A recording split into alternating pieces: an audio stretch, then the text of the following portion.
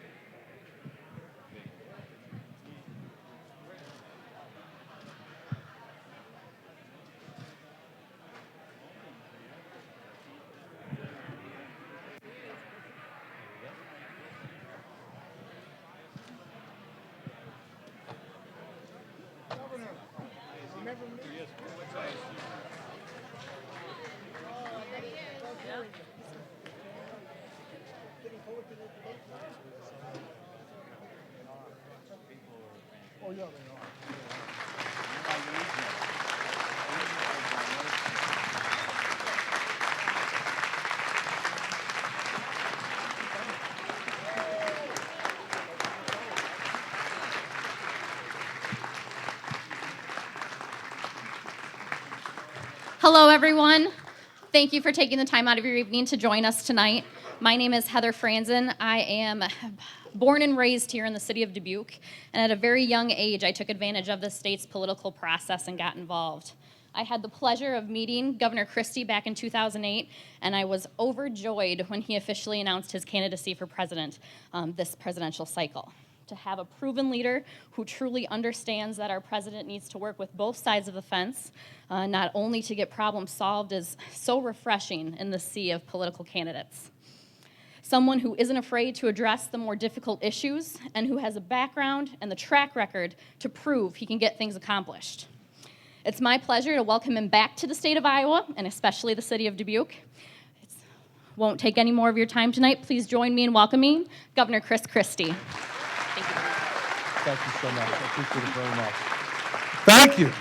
Thank you very much.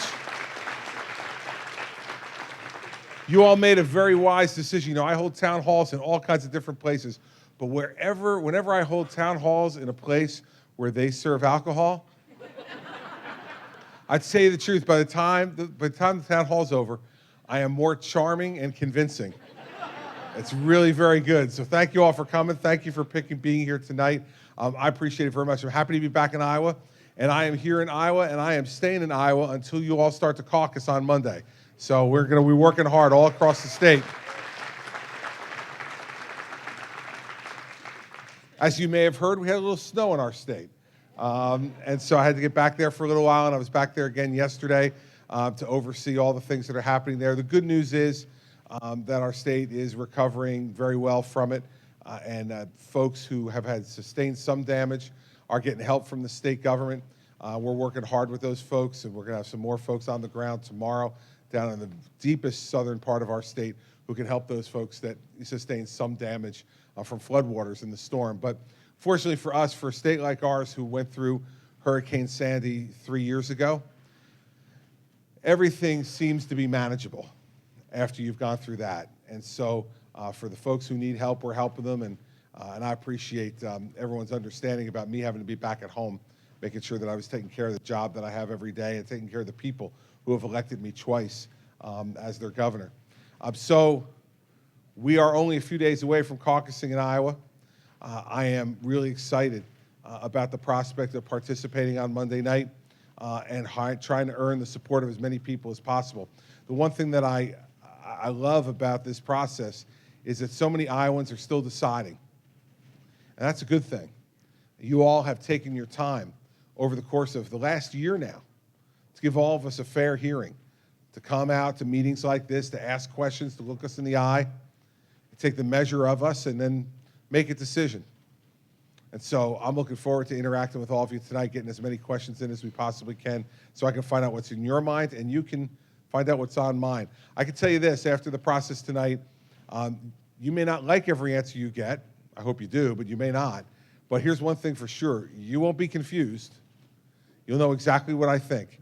I give very direct answers to questions. I let people know exactly what I'm thinking because I think that's exactly what you deserve.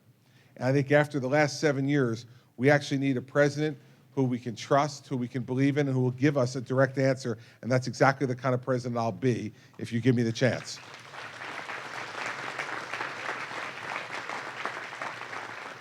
I saw something unusual when I was reading the news today, and this is the only thing I'll talk about off the top, and I'll let you guys get to questions.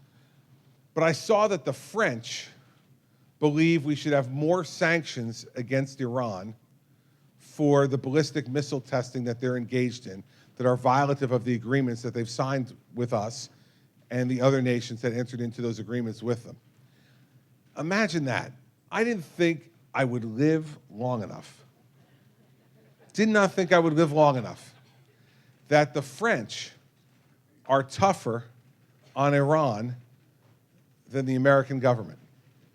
That's how bad off we've gotten under this president and the foreign policy leadership he put in place, including his former Secretary of State, who's now looking for a promotion. It is extraordinary to me that we'd ever be in a position where America would be advocating for more lenient treatment of the Iranians than the French. Imagine this country that nearly 37 years ago took our hostages, for 37 years since then, has been chanting death to America, burning our flag, stoning their own women, hanging homosexuals from cranes in the center of Tehran because of their sexual orientation, supporting terrorism through Hezbollah and Hamas and the Houthis in Yemen, the largest state sponsor of terrorism in the world. And now this president is trusting them on a nuclear agreement. And as soon as he signs that agreement, he's got them violating other agreements on ballistic missile testing. Let me be really clear, everybody.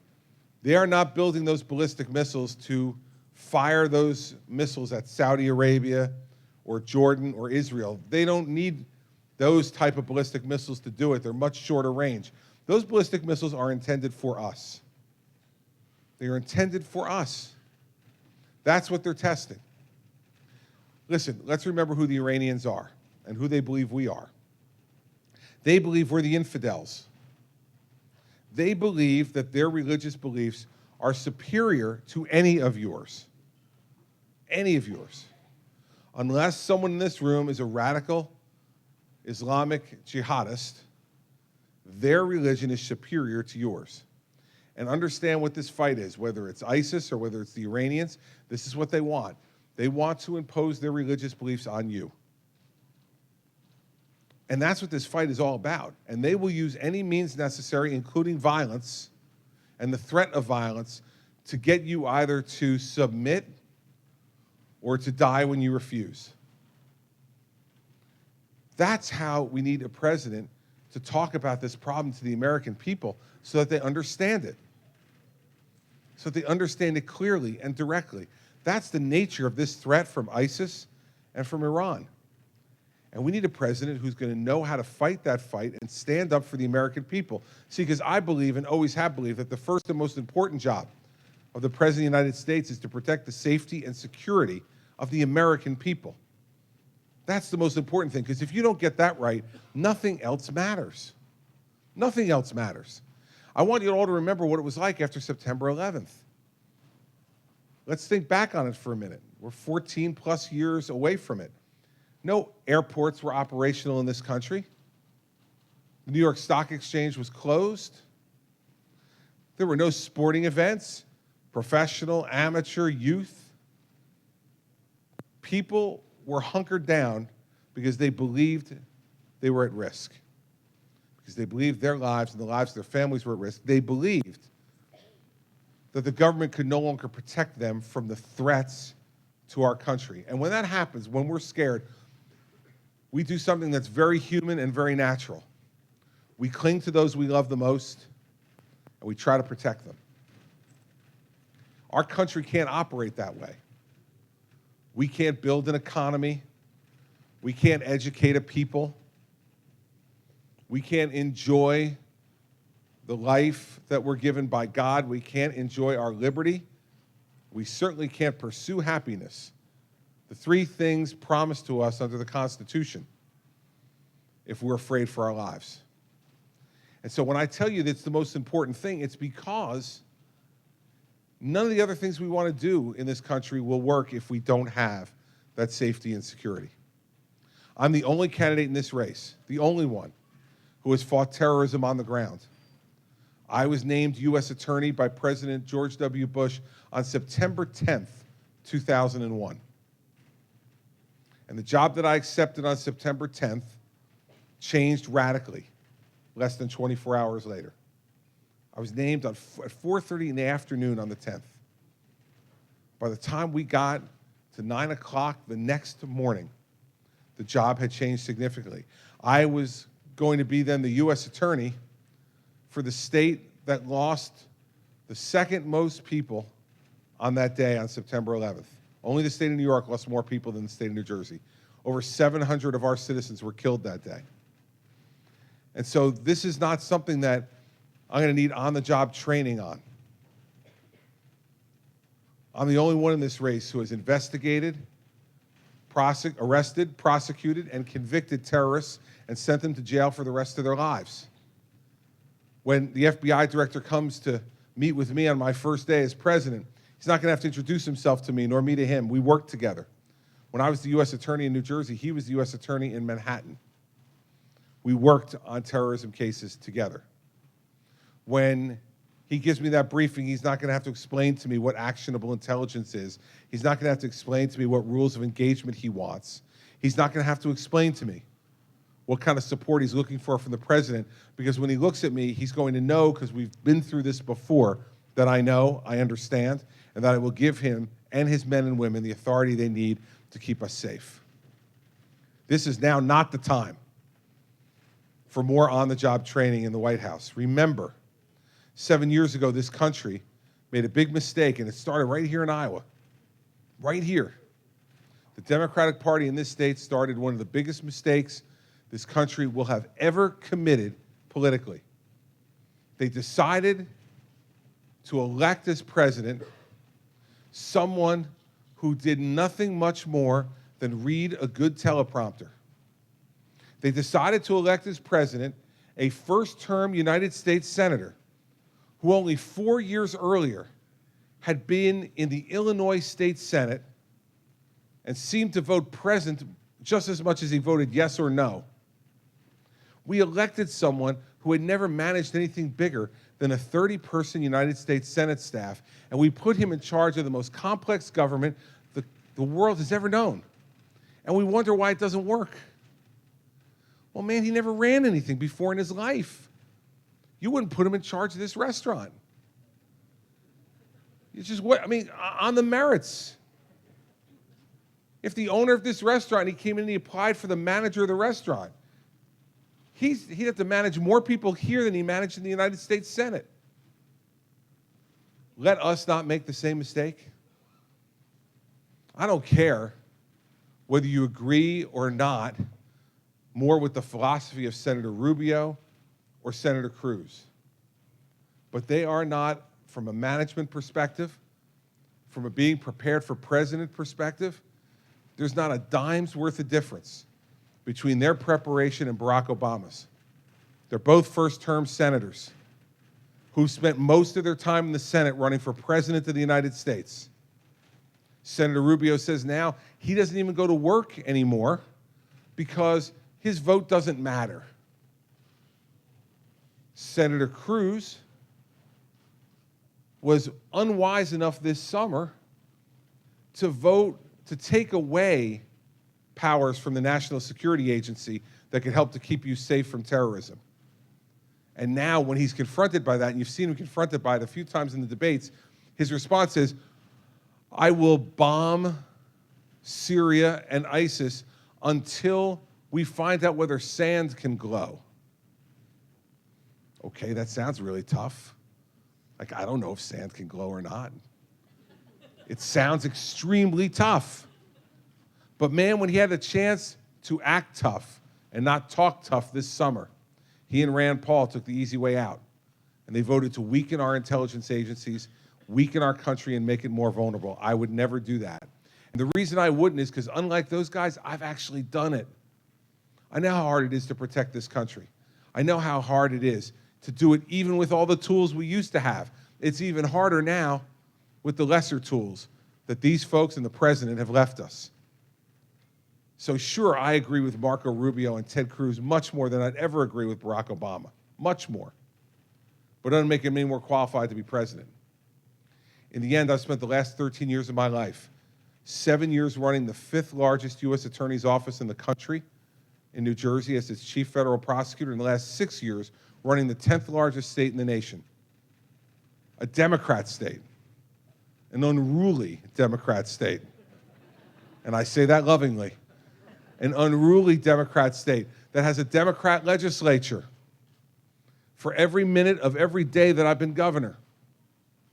Yet we've gotten things done because I've led in a strong fashion, known when to fight and fought when I had to, and compromised when I needed to get things done for the people who elected me. It was the second worst natural disaster in American history. 3 years later, New Jersey is rebuilt. We lost 365,000 homes in 24 hours. 365,000 homes. And 3 years later, all but 5,000 of those folks are back in their homes. And so,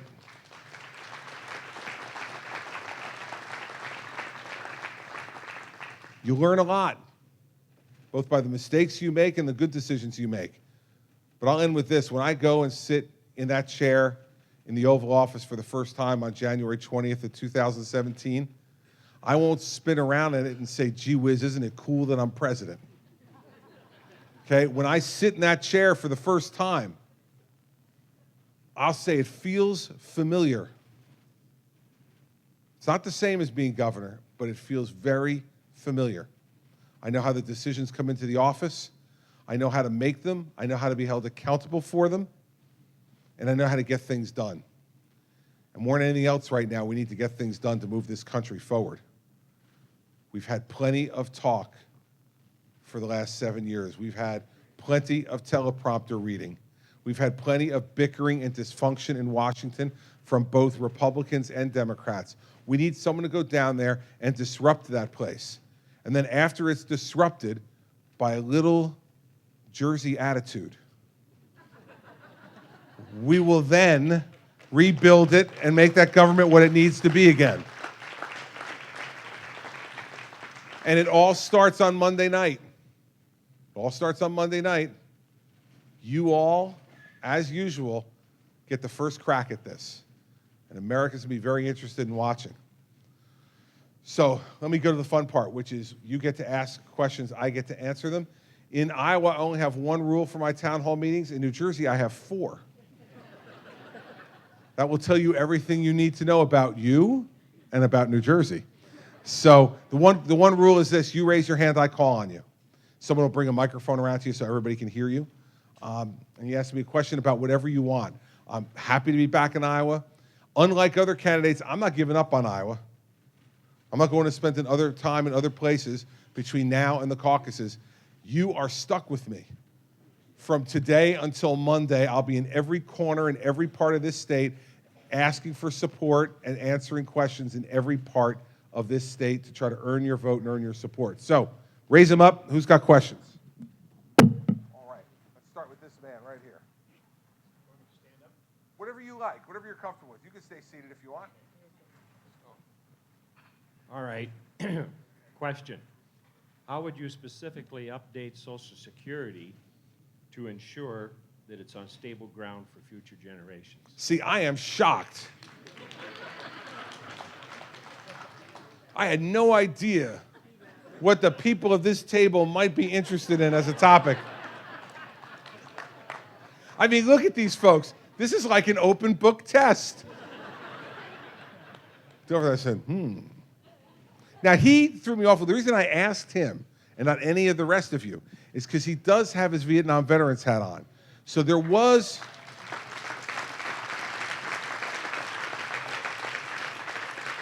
There was the outside possibility he could throw me a curveball and ask me a military question. He didn't. Thank you. All right, so let me talk specifically about it. But first, before I give you the specific answer, let me remind all of you of this. I am the only person in this race, the only person who has a specific entitlement reform plan. The Take a Stand people know this. They know it here, they know it in New Hampshire. Every place I've gone, I see folks with those fleeces on, I see folks with those t-shirts on, and they always come up to me and say, thank you for being specific. You might have seen this in the debate, the last debate. Maria Bartiromo from Fox Business News asked Senator Rubio about entitlement reform. And Senator Rubio gave a 90-second answer on tax reform. Now, I was standing next to Senator Rubio, and I was like, maybe I didn't hear that one right. Maybe it was a tax reform question, but I thought she asked about entitlement reform. It was very eloquent. It's like Senator Rubio always does. He memorizes the best 90-second speech I've ever heard, and he delivers it with great earnestness. Very good performance, but it didn't answer the question. Then Senator Cruz jumped in, and he gave his critique of Senator Rubio's tax reform plan and said why his tax reform plan is better. Then Senator Rubio jumped back in to say why what Senator Cruz said about his tax reform plan was wrong. And at this point, I had lost my patience. And you might remember, I jumped in and I said, excuse me, can I interrupt this debate on the floor of the United States Senate and actually answer the question that Maria Bartiromo asked? And she, relieved that someone actually wanted to answer her question, let me do it.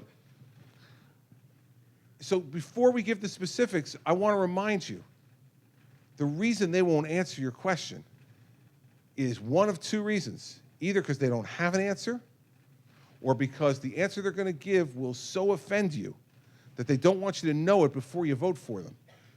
See, I don't know whether my answer is going to offend you or not, but either way, you got a right to know it before you go into the caucuses on Monday night and vote. So on Social Security, I would do two main things. And if you go to chrischristie.com, there's a 12-point entitlement reform plan that's scored by the Congressional Budget Office and would save over $1 trillion over the next 10 years, make these programs safe and secure. Social Security, Medicare, Medicaid, Social Security Disability Insurance. Go on the website, read all the specifics. Here's the great news. I'm not going to give you all 12 points right now. I do not want to drive people to absolutely get to drunk now. We save that for later in the program. But I urge you to go there, or if tonight you get home and you're having a little trouble going to sleep, go to my website, go to that policy page. There's no pictures. They'll put you right under. Don't you worry. You'll go right to sleep. Here's the answer. On Social Security, 2 points. First, we have to raise the retirement age. And the reason we have to raise the retirement age is a good thing. We're all living longer. It's a blessing. The average age of a woman in America now, life expectancy is 83 years old. The average life expectancy of a man is 79 years old. I see this lady smiling over here. That's not nice. Now, see, I want to remind you that 10 years ago, the ladies were 6 years ahead of us. 10 years later, you're only 4 years. We are catching up. And this 4-year vacation that you're expecting from us at the end of your lives, you may not get. You may be stuck with us right until the end. So we have to raise the retirement age because you know Social Security was a program that was designed for when people died in their mid-60s. And now that we live to our 80s, we're pulling out 15 to 20 years longer, most of those years in retirement age. So I say we raise the age 2 years, and we phase it in over 25 years. So what's that mean? It goes up 1 month a year for 25 years. So if you're on Social Security now, it doesn't affect you at all. If you're close to Social Security, it affects you for a month or 2 or 3, but not significantly. If you're me even, it's going to affect you not even the full 2 years. I'm 53 years old. I'm now, under my scenario, anywhere from 15 to 16 years away from Social Security. I'd probably receive it sometime around 68 rather than 67. But the fact is, for my children and your grandchildren, it will make a big difference and help to make the system more solvent. Second thing is we have to means test Social Security. Now, this is something that a lot of people don't like because they say, well, wait a second, I paid my money into the system and I'm supposed to get my money back. And this isn't fair to means test it. I understand that, but let me be the one to definitively bring you the bad news. The government lied to you and stole from you. Your money that was taken out every 2 weeks in your paycheck, that was supposed to go into a trust fund. Let me tell you what's in that trust fund right now. A stack of IOUs. They've been spending that money on you. As late as just a couple of months ago, when the Republican Congress agreed with the Democratic president to take $150 billion out of the Social Security Retirement Fund and put it into the Social Security Disability Fund rather than reform Social Security Disability. More theft. And I remember when our oldest son started working, he's in college and he got his first real job in the summers when he was in college, and he came home and he got his first pay stub. And he said to me, "What's this FICA thing? I mean, I see federal tax, state tax, what's the unemployment tax? What's this FICA thing?" I'm like, "Oh, you'll learn, big guy, you'll learn." We need to acknowledge that and know that there's only two alternatives to it. It's like when you're balancing your checkbook, right? It's the checkbook of Social Security. When it's out of balance, you got to do one of two things. You got to bring more money in or spend less money. My plan is to spend less money. I say if you make $200,000 a year or more in retirement, that means you've got $4 to $5 million saved. First thing I say to you is, God bless you. You lived your life in this country, you raised your family, and you get to retirement. You got $4 or $5 million in the bank invested. Great job. That'll throw off $200,000 or more, depending on your investments. But if you get that, do you really need the $1,200 or $1,300 a month Social Security check? If you're making $200,000 a year in retirement, I'd say no. I'd say the person who's counting on Social Security to make sure that they have rent and heat and food, who paid into the system and played by the rules, needs it more. Now, the alternative that Hillary Clinton and Bernie Sanders have put up is to say, let's take the cap off the Social Security tax. Let's have everybody pay Social Security tax on every nickel they make. She says that's going after the rich. Well, so am I, because if you've got $4 or $5 million in the bank at retirement, you're fairly well off. And I'm taking away Social Security from those people. It's a question of which way do you want to do it. We're all getting at folks who have more privilege. Do you want to tax them more now, or do you want to take away benefits from them later? Here's why I like my plan better. We already said that they lied to you and stole from you and took your money. Why would we give more money to the people who we know already lied to us and stole from us? This would be like if some guy opened up a new bank in Dubuque, right? And you went and deposited your money in the bank. And a year later, the bank went belly up, and you lost some of your money. And then a year after that, that same guy comes to your front door, knocks on the door, and says, "Hey, I'm opening up a new bank here in Dubuque, and I'd love to have your deposits." And you go, hey, wait a second. Aren't you the guy who opened up that bank in Dubuque, and you went under, and I lost some of my money? He goes, "Oh, yeah, but I learned." Now, listen, Iowans are really nice people. I've gotten to learn that over the last 9 months. But no matter how nice you are, I suspect with you especially, he's not leaving your front porch with any of your money. Once he stole from you once, you're not given another chance to do it. Why would we let the government do it to us again? Why would we even give them the chance to? Why give them more money? Make them manage with the money they have now. People who don't need the benefit at the end of their life because they've lived a successful life and saved well. This is not penalizing them. It's acknowledging our problem. Because if we don't acknowledge our problem, Harvard and Dartmouth said that in 7 to 8 years, Social Security will be insolvent. And that is an unacceptable alternative for people in this country. So those are the two things I would do on Social Security. I think it would stabilize them. I think it would send a very clear message going forward, too, that we're not going to steal from the trust fund. When I'm president, we are not going to steal from the trust fund. We won't do it. That money's got to stay there.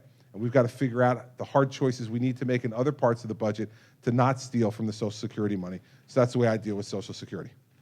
All right.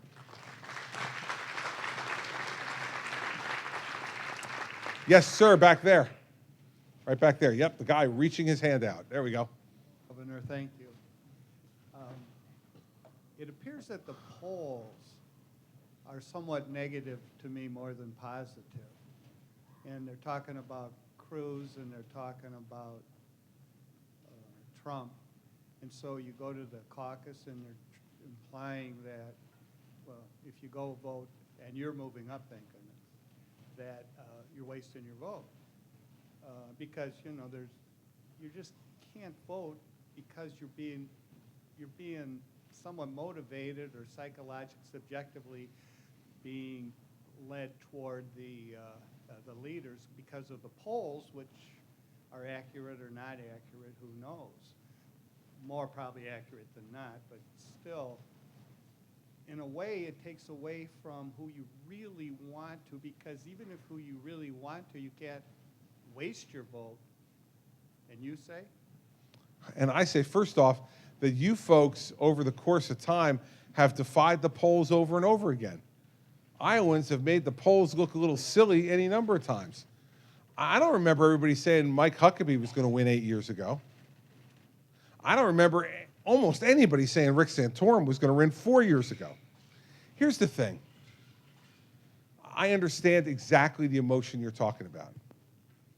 But let me suggest to you that when you go first, you can't possibly waste your vote by voting for the person that you think is the best person. Because different than, let's say, New Jersey and California, which will go last, if you vote for somebody who at that point mathematically really has no chance to win, you could say you're wasting your vote. But now, there are 12 candidates in this race. No one knows what's going to happen after Iowa. No one even knows what's going to happen in Iowa. And so, for me, for instance, your vote for me, if it made the difference between being in 5th place or 4th place, let's just use that as the middle of the pack example, so I'm not tipping my hand one way or the other. Let's just say it made the difference between 5th and 4th. That's a huge difference in a race with 12 people. And that makes a huge difference for what New Hampshire's going to think and what South Carolina's going to think. See, the job of Iowans and the residents of New Hampshire, to me, are different than any other state. You are the political wine tasters in America. You're the folks who taste all this wine and then decide which of the 4 or 5 bottles of wine are the other 48 states going to taste. That shouldn't be determined by what the polls are, because you actually get to taste the wine. Think about on March 1st. On March 1st, there's 11 states in one day. 11 states. You think that we're all going to be able to do this? As many times as I've done it here in Iowa, in those 11 states, no chance. I'll be flying in, landing at an airport, doing a rally, shaking some hands, signing some posters, wave on the stop step of the plane, get back on the plane, fly to the next state. You are sending a signal to this country who you think is the best person to do 2 things. First, to make sure that Hillary Rodham Clinton does not get within 10 miles of the White House.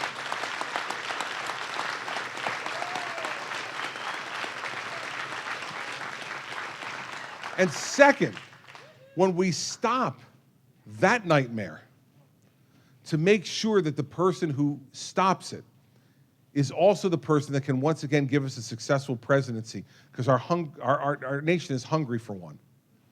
And so I'd suggest to you that for Iowans and the residents of New Hampshire, it's a different standard.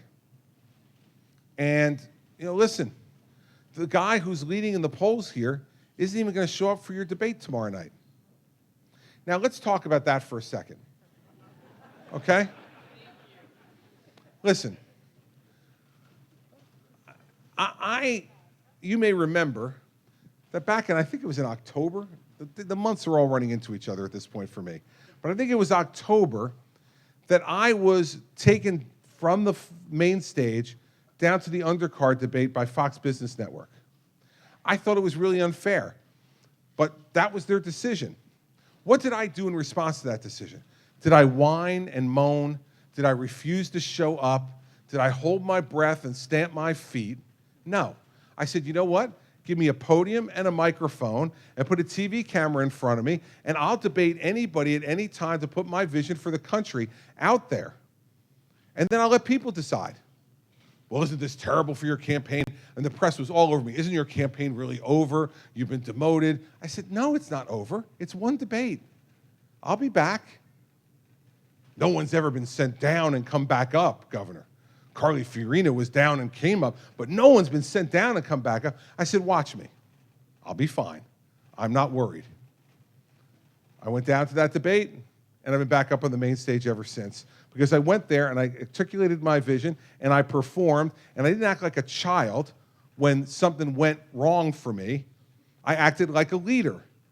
And what leaders do when things go sideways, and they go sideways all the time in these jobs, when things go sideways, you stand up and fight. You don't walk away. You stand up and fight. So if you don't like the debate moderators, stand up and fight. You don't like the network, stand up and fight. Show up and fight. What's that tell you about what we can expect if things go sideways when you go into the Oval Office? What are you going to do? Just go upstairs to the residence and say, I'm not playing? Vladimir Putin isn't being nice to me. I'm not going to return his phone call. The press isn't being nice to me. I'm not going to hold any more press conferences. I mean, basically, this is like a 13-year-old argument. I mean, I can't tell you how many times I would say to my mother growing up, it's not fair. And my mother would say the same thing to me every time. Life's not fair, Christopher. Get used to it. You got to fight through it. And so the kind of person you want to vote for, the kind of person you want in the Oval Office, and the kind of person you want standing on the stage next September against Hillary Rodham Clinton is not a person that when one thing goes sideways, when one thing seems not fair, they're just going to walk away and take their marbles and go away. You want someone who's going to say, oh yeah? You're going to go sideways on me? Watch me, my strength, my leadership ability, my intellect, my will. Watch me turn sideways to right side up. Sit there and watch me do it. That's the kind of president we need, and that's the kind of president I'll be, and that's never a wasted vote, ever.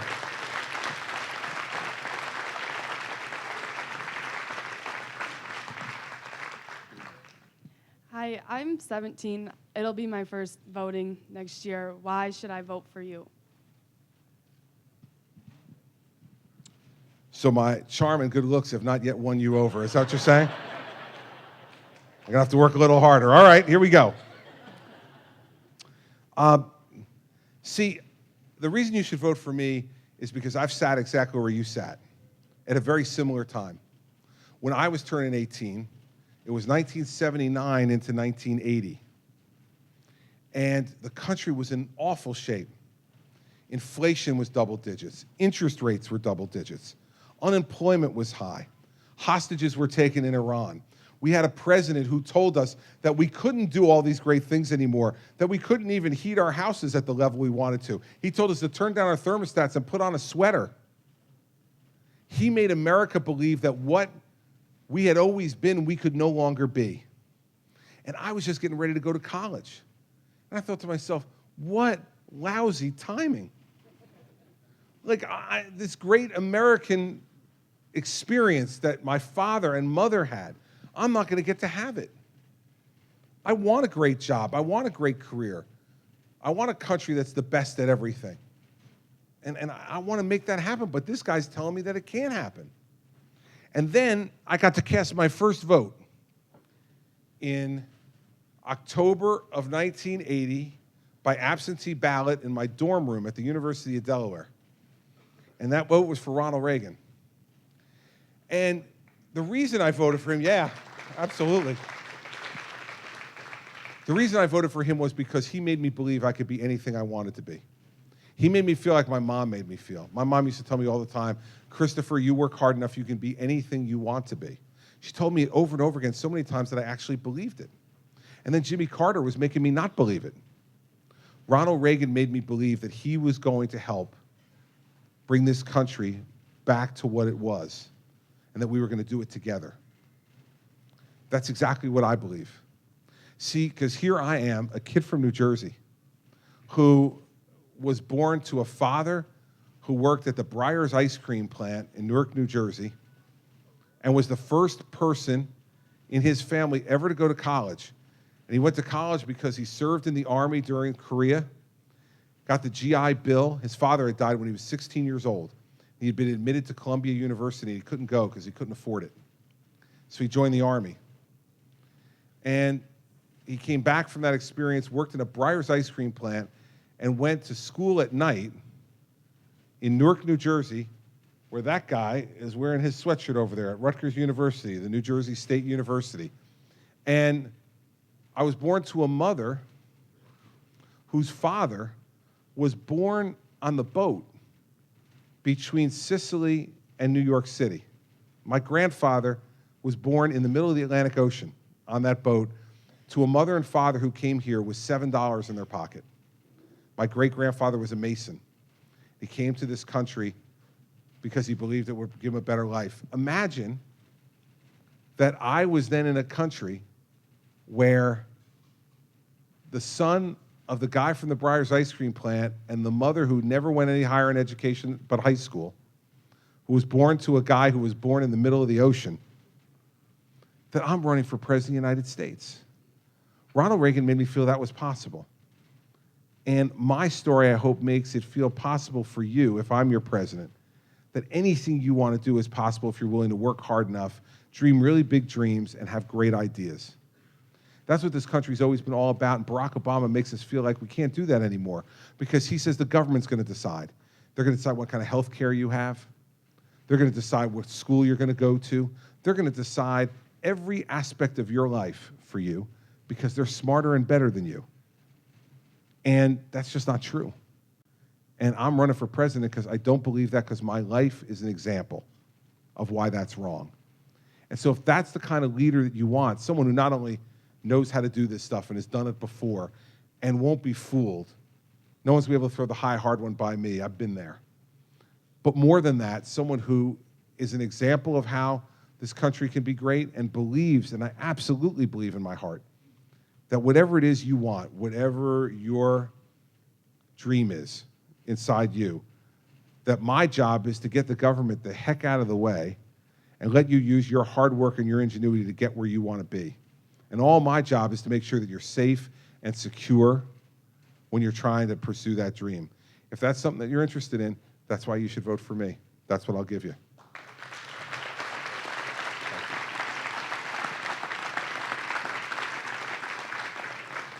Let's go to the Cubs fan.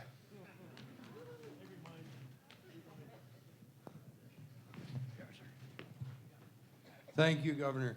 I have a question that it's been really become near and dear to my heart. Obviously, as we fight terror and we fight evil, we want to protect our people. I've been watching this video a lot lately about Syrian refugees coming across the ocean on a little island. I believe it's called the Lesbos Island. If you go on YouTube, it's called Rising Tide.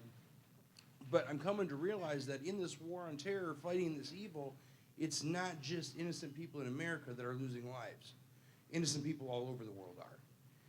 In a Christie presidency, what would you do to fight evil in a way that you can try and protect as many innocent lives as possible worldwide? What you're really talking about is providing an umbrella of safety and security for people around the world so that they can live their lives in freedom and liberty too.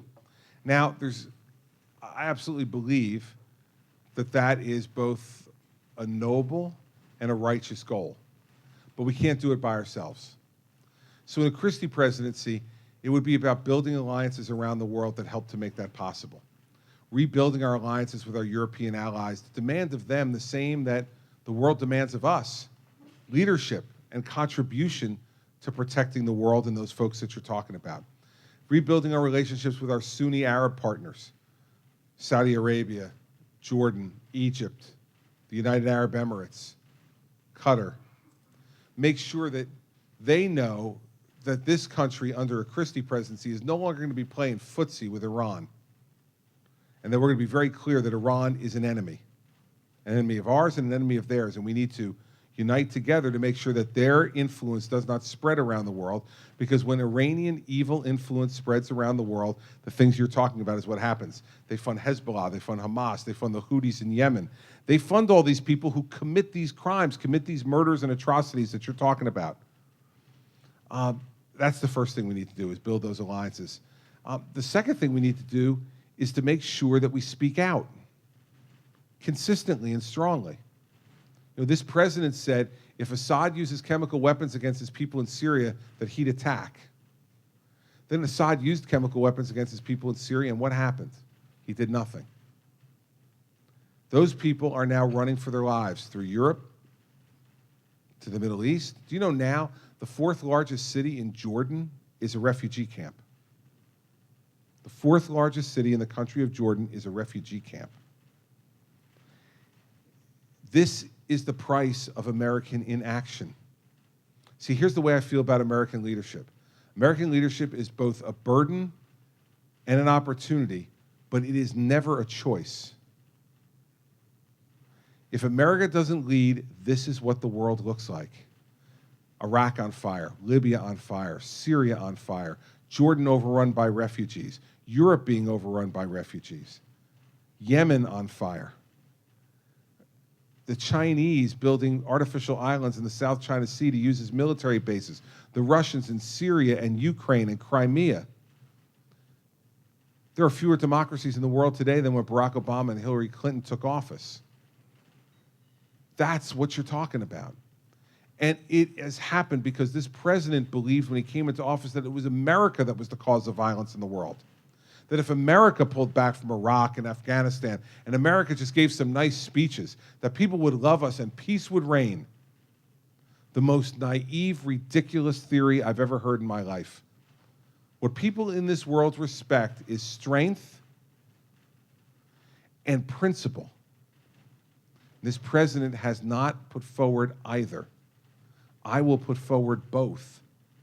And I will tell you this, doesn't mean that we're off to be the world's policeman. It doesn't mean that I'm looking for wars around the world. I'm not. But here's one thing that Vladimir Putin will understand very clearly in the first weeks of a Christie presidency. He won't misunderstand me. He won't say, geez, I wonder what the new president really thinks. I wonder what the limits of his patience are. I wonder if I can test him.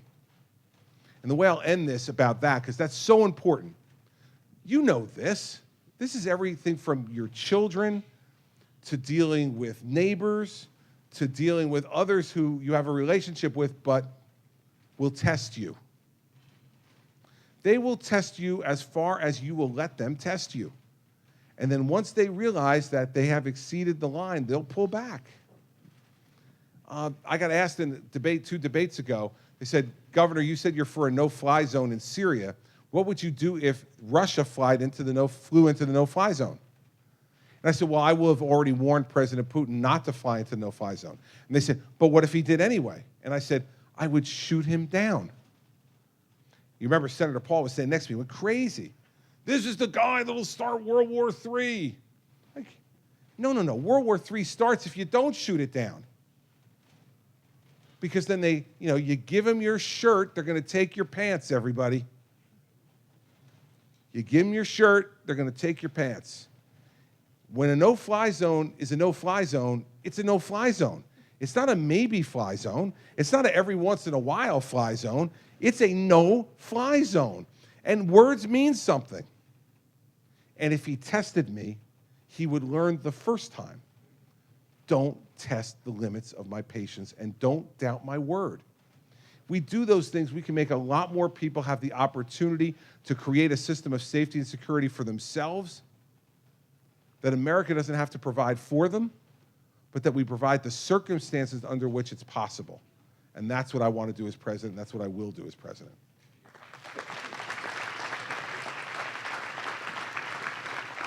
Yes, sir, right here. We got one guy, man, he's hustling tonight. Look at him. Which one is it? Right here, this gentleman in the sweater. Thank you for coming to Dubuque. Thank you, sir. Speaking of Iran, and a lot of people don't like the nuclear deal that's been made and negotiated. I just wonder, in your administration, how would you deal with a situation like that? You know, what would your philosophy be, and how would you work on that? And how about would you work with the other 5 countries that are involved in this? Well, you have to work with the other 5 countries. I mean, you have to work with the other 5 countries. You have to try to come to some kind of agreement. Now, if you can't, then you have to make certain principled American decisions. But your goal should be to unite everybody to be able to go to a common cause, because you're more powerful when you unite a large group like that. So definitely would try to work with them. But like right now, the French are pretty unhappy with the United States. because they want us to be tougher in Iran, and the United States is saying, oh, no, we don't want to be too tough. So that conflict isn't always conflict that we're instituting. It's conflict that comes at us, too, from the other five.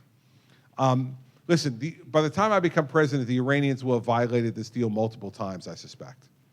And the job of the president then is going to be to decide, with the other five, how do I bring you along to reimpose sanctions on these folks? Because they don't get it. And I don't think there's any way that doesn't happen. You see that the agreement's barely a couple of months old, and they're testing ballistic missiles contrary to other agreements they have with us. They're holding American hostages for ransom. And this president paid the ransom.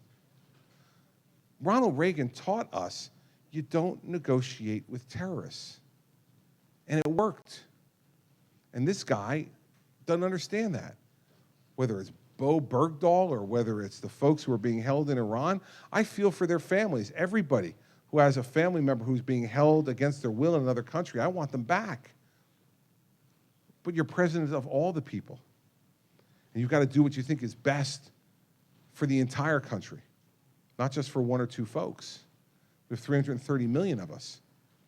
And all of us become targets then when we travel overseas to being kidnapped, being taken hostage by hostile authorities who think they can get something out of the United States if there's a president there that'll pay ransom anytime it's asked for.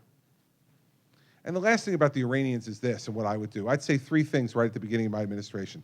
The first is that the Iranians will never get a nuclear weapon on my watch, and if I have to use military force to make sure it doesn't happen, I will, because the country and the world cannot put up with a radical Islamic jihadist country having the most powerful weapons the world's ever known. It will make the world unstable and unsafe, and I won't let it happen. Second,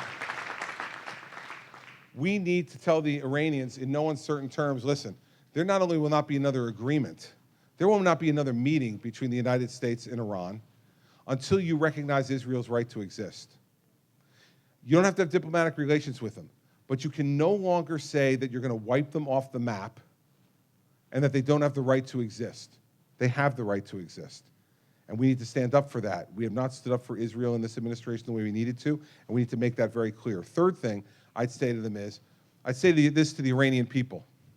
You are being ruled by an illegitimate regime, a regime that stones women based upon the allegations of their husbands, a regime, as I said before, that hangs people from cranes in the center of cities based upon their sexual orientation, a regime that believes that their religion is the only religion that's worthy of being followed by anyone in the world. That's an illegitimate regime, and we don't recognize it. And you should change it. That doesn't mean that I'm going to send American soldiers over there to change it. I'm not. But they need to know that we don't believe they're legitimate. And so those are the steps I would take. And I would try to get as many of those other five to join me in those steps as I could. And I wouldn't do anything until I thought I could get some of them to join me. If they didn't, then I'd have to stand on American principle. But that's why I've said in my first few weeks in office, I would make a number of phone calls. President of Mexico, Prime Minister of Canada, Prime Minister of Great Britain, President of France, Chancellor of Germany, and the Prime Minister of Israel. And I'd invite each of them over to visit with me in Camp David individually. The first couple hours of that meeting would be just for them to vent about how they've been treated by this president over the last 8 years. They're going to need a little of that. So I'm going to have to sit there and give a little Dr. Phil time. I'm just going to have to come on, talk. Netanyahu probably gets 4 hours instead of 2, given how badly he's been treated. The rest of them get 2 hours. And then I want to spend the next 2 days talking to them about what their vision for the world's future is and where their country fits in. And then I'm going to talk to them about what my vision is for the world's future and where the United States fits in. And then we go off, hopefully together, united, to be able to try to make the world a better, safer place for everybody, and more prosperous and freer. If we can do that, that'll be some good work for 4 years, and that's what we'll try to do. Thank you, sir. All right. It's the gentleman right there. Yes, sir. Good evening, Governor. Good evening. I'm retired military, retired Coast Guard. Thank you for your service. Thank you. I came here not having a question in my mind, but being retired military, what I've seen in my career as a management level, you know, towards the end, all the military branches, the younger folks that are in, that have families, that are coming into the service and are in the service, and what I've seen over the years is our benefits or our pay has like just flat out gone to nothing. And everybody that I've seen out in the civilian world or in the news has said, oh, hey, they don't need a pay raise. But what really disturbs me about it is seeing the junior folks on food stamps while serving their country and getting social services support when I just don't see how that is beneficial to the U.S. And what's your take on helping the military in the U.S.? It's an insult to the people that serve. It's worse than what you said. It's an insult. Listen, this president has reduced the military more than any president in recent memory. Think about these statistics. First, we have the smallest active duty army we've had since 1940.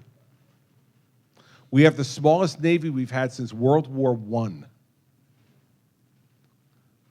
We have the smallest active duty Marine Corps we've had in over 30 years. And he wants to cut the Air Force by 50%. At the same time, we have the pay issues that you're talking about, and we have all the issues with the VA after you get out. That's not what a commander-in-chief is supposed to be doing. So I've laid out a very specific plan. I'm going to send you back to the sleep aid at my website. But we gave a speech last May that gave very specific about how we would rebuild the military. And it involves making sure that our fighting men and women get paid what they're supposed to get paid. It talks about moving up to 500,000, no less than 500,000 active duty soldiers in the Army, no less than 185,000 active duty Marines, going from 260 ships to a 350 ship Navy, modernizing the Ohio class of submarines. Now, for those of you who remember that debate a few times ago, the Ohio class of submarines is one leg of the nuclear triad. You might remember someone got asked about the nuclear triad, and it was pretty clear they didn't know what it was. The Ohio class of submarines is one leg of the nuclear triad that needs to be modernized. And no less than 2,600 coded aircraft ready to go in the Air Force.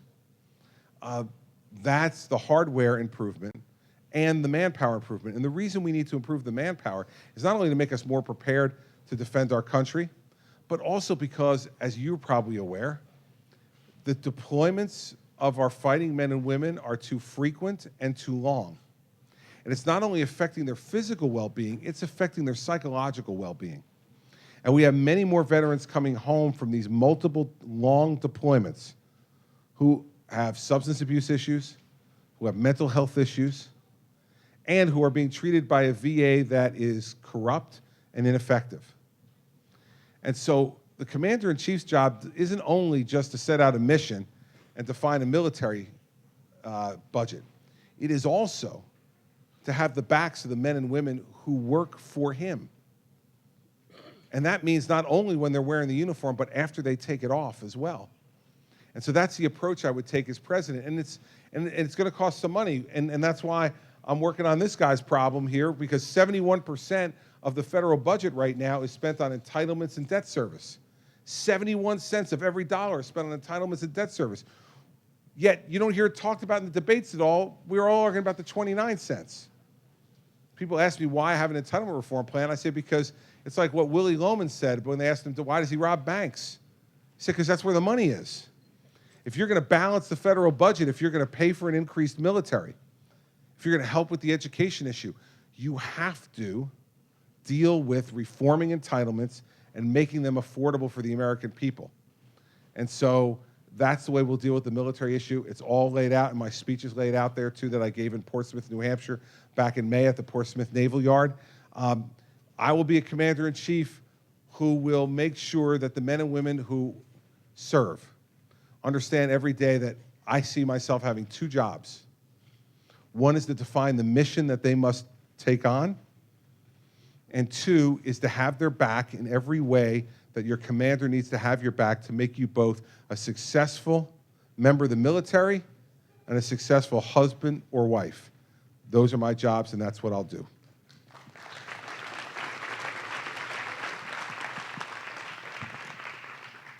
I grew up on a dairy farm just 15 miles or so east of here in the great state of Wisconsin. What will the Christie administration do to help young farmers? You know, I think part of it is to set up an economy that's growing in a much more robust way than the one that's growing right now at 1.5 or 2%. That affects everybody, whether you're a young farmer, young businessman, young teacher, young lawyer, young doctor.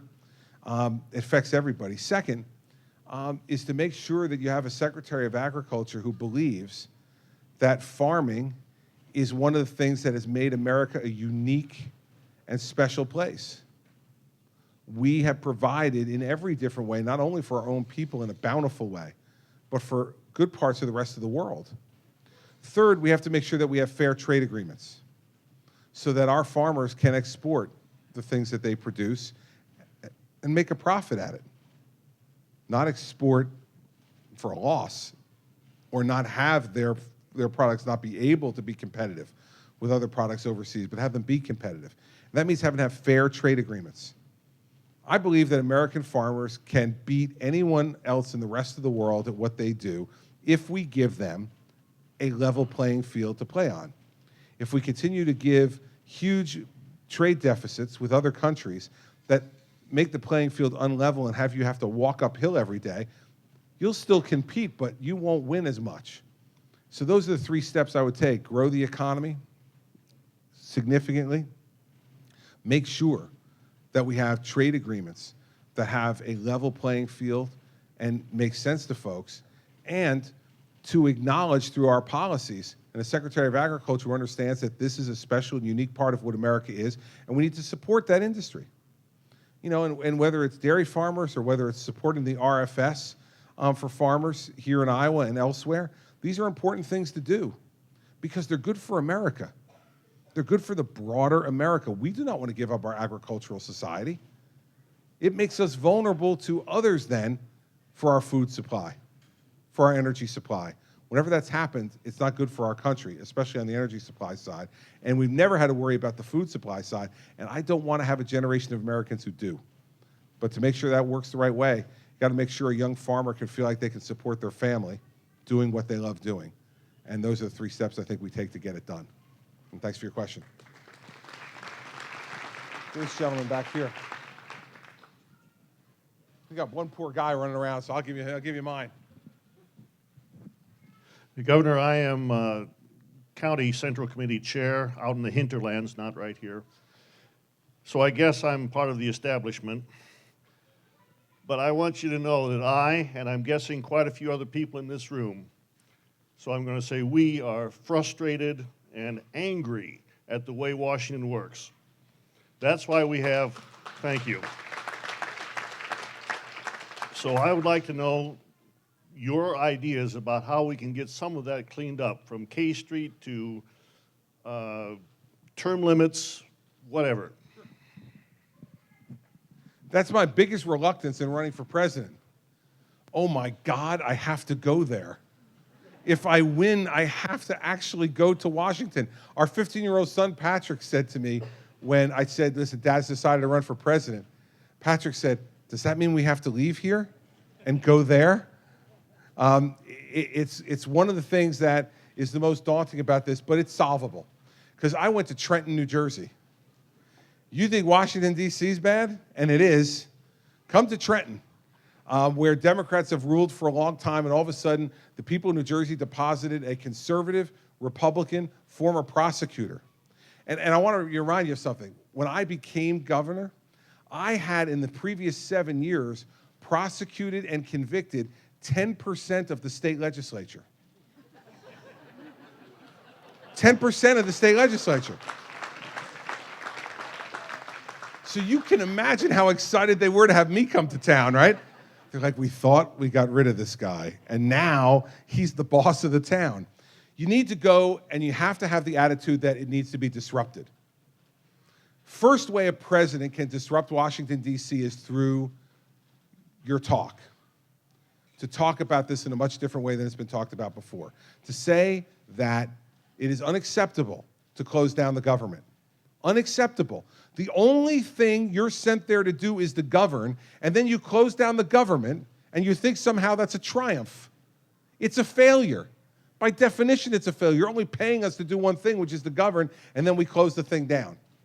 Why does that stuff happen? And you mentioned K Street as well, and the lobbyists and the political consultants on K Street. Here's what we need to do. Term limits has to happen. It has to happen. And this just makes sense, right? Let's think about this. I have term limits as governor in New Jersey. I know you don't have them here in Iowa. Thank God for Terry Branstad, right? You don't have them, right? We love the governor. He's been here for a long time, but I have term limits. Most other governors in the country have term limits, and the President of the United States has term limits of 8 years. So the President of the United States and most governors in the nation are dispensable, but members of Congress are indispensable. I have a guy in my state legislature in New Jersey, a Democrat, who this year is starting his 44th year in the state legislature. 44 years. Go home, man. Like, go home. If you haven't gotten everything done twice that you could get done in 44 years, then you're an abject failure. Get out. Go home. These folks become the permanent government. And what happens? They all hire staff. That staff works for them a while. Then that staff leaves them, and they go to K Street, and they become lobbyists. And then the guy who was like best buddies with the congressman is now representing 8 different companies that want something from the congressman. And boy, he likes his old staffer, or she likes her old staffer, and they give them favors. And all of a sudden, the one person who's not put in that equation is you. They forget they got sent there by you to represent you. So here's my idea. 12 years, that's it. 12 years. 6 terms in the House, 2 terms in the Senate. You can't get things done in 12 years, which is 4 more years than any president gets, then you know what? You shouldn't have gone there in the first place. Go home. Go home. We need to have term limits to get this government back focused on accomplishing things, achieving things. Second, you need a president who is going to develop relationships with these folks. This president doesn't have relationships with anybody. Forget about Republicans. He doesn't have relationships with Democrats. You talk to Democrats on Capitol Hill, they don't know this president. You know, he basically was like Rubio and Cruz. He was a drive-by senator. You know, from the minute they took the oath in the Senate, they were already opening up the presidential campaign committee. I mean, you know, I campaigned for Marco Rubio in 2010 in a primary and in the general election in Florida. I actually thought he wanted to be a senator. And then the minute he got there, he started running for president. It's okay. It's his choice. It's a free country. But, you know, this is part of the problem. This is part of the problem. Ted Cruz the same way. Ted Cruz just got elected 3 years ago. 3 years ago, and he's been running for president for the last year. So what you're telling me is what a fast learner he is.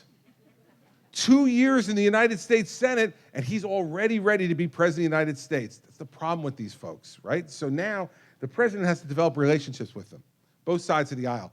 I was stunned to learn 4 months ago that John Boehner was going on Air Force One for the first time. He had been Republican leader of the House for 6 years, and Barack Obama never had him on Air Force One. So let me give you a fair warning. I'm elected president of the United States. If Nancy Pelosi is still the Democratic leader of the House, yeah, easy for you to laugh. You're not going there, right? But guess what? She can come on Air Force One whenever she wants. Whenever she wants. She wants to steal the M&Ms. Well, she could have the M&Ms, the liquors for me. But she wants to steal the M&Ms. She wants to do anything else. She's on. Because every time she spends time with me, you know what she's going to learn? I'm a good person. And I keep my word. And we won't agree on much, but when I give her my word, she's going to know it's good. And I'm going to demand the same thing of her if she wants to have a relationship with me. Doesn't mean you have to agree with me, but if you look me in the eye and say you're going to do something, you need to do it. And I'll return that favor. In fact, I'll be the first one to do it. You need to develop relationships again. Look at what Ronald Reagan did with Tip O'Neill. They didn't agree on much of anything philosophically, but Ronald Reagan used to have Tip O'Neill over to the White House. They'd sit on the Truman balcony. They'd have drinks together. They'd look out at the Washington Monument. They'd talk about the world. They'd get to know each other and their families. And you know what? The best political advice I've ever gotten in the way I would approach this in Washington, and I'll end the answer with this, I got from the guy who's the current FBI director. His name is Jim Comey. He was the U.S. Attorney in Manhattan when I was the U.S. Attorney in New Jersey. And then he became my boss. He became the Deputy Attorney General of the United States. And he came to visit my office one time to visit the troops and give them a talk, and he's a wonderful guy. And afterwards, we were meeting in my office, and I said to him, so Jim, what do you do after this? And he said, I'm going to the New York Times editorial board. And I said, Jim, you're a Republican, you work for George W. Bush and John Ashcroft, and you're going to the New York Times editorial board? Do you have a death wish? What's wrong with you? And he looked at me and goes, no, Chris, you don't get it. He goes, you know why I'm going to the New York Times editorial board? And I said, no. And he said, because it's much harder to hate up close. Let me tell you, everybody, it's the best bit of political advice I've ever gotten in my life. It is much harder to hate up close. We got to get up close with each other. The White House, Camp David, Air Force One, Marine One, you pay for all those things. And you pay for them for the president because it creates the greatest home field advantage in the world. I've been to the White House many times under 4 different presidents. And I'm telling you, when you walk down that driveway and you go into the White House, if you're an American and your heart doesn't start beating faster, you're dead. I don't care who you are. I don't care whether you're a member of Congress or you're just a regular citizen. It's the greatest home field advantage in the world. Bring them in there and work them. Now, I do this as governor of New Jersey with significantly fewer home field advantages, but I can tell you, every time I see a legislator come into my office, we have a historic state house. I sit in the office that Woodrow Wilson sat in when he was governor of New Jersey. It's the exact same office, looking exactly the same as it did 100 years ago. The wiring, too, by the way, which makes things really difficult. But I see those legislators. They're looking around. It could be me. I could be next. I could be in here, right? You want to do that. You need to do that. Now, it also means that I spend more time with people I can't stand than I can count. Okay, there's a lot of those people in that legislature that I want to tell you I simply don't like. Not only don't agree with, don't really like. But my wife reminds me of this all the time. I asked for this. This was voluntary. And you got to do your job the right way. That's the way we're going to make D.C. functional again. Be tough when you need to be tough. Go down there and disrupt it. Push for term limits and establish relationships once again so that it's harder to hate up close. That doesn't mean we'll get everything done, but we'll get a heck of a lot more done than we're getting done right now. I've done it in New Jersey with a whole bunch of Democrats. You send me down there with a Republican Congress, we'll make your head spin with everything we'll get done. We'll get a lot done.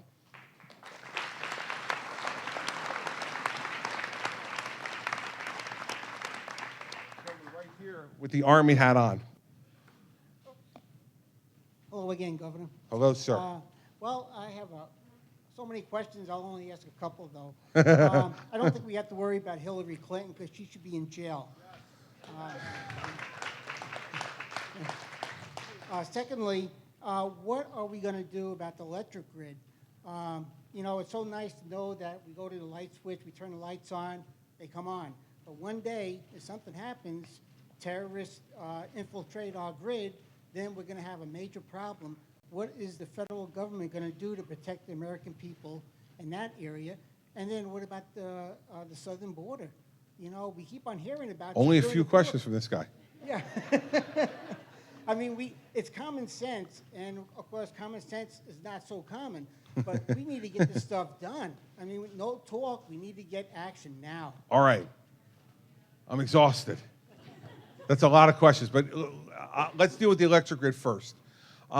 You are right, and if any of you have taken time to read Ted Koppel's book on this, it is pretty frightening about how vulnerable our grid is to attacks from other countries or from terrorist groups.